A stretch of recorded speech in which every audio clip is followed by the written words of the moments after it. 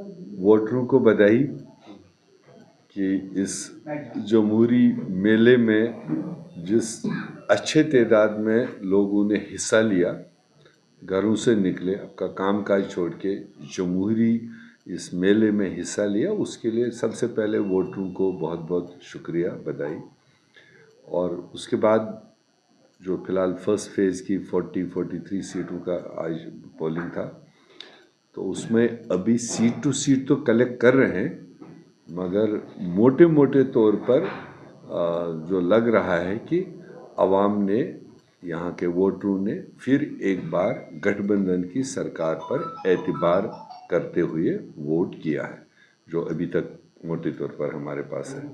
क्योंकि ये सरकार ने 5 साल डिलीवर किया,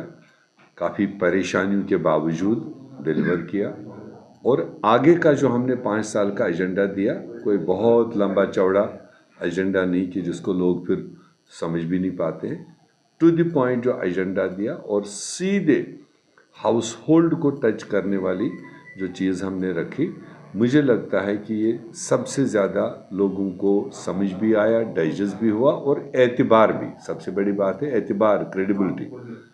यूँ तो चुनाव में कई सारी पार्टियां कई सारी चीज़ें कहती हैं, पर एतबार किस पर है उसी की ओर रुझान जाता है, वो हमें इस पहली फेज़ के चुनाव में दिखाई दिया। सर, वोटिंग परसेंटेज की अगर बात करें, हाँ, वही मैंने कहा, शुक्रिया तो इसीलिए किया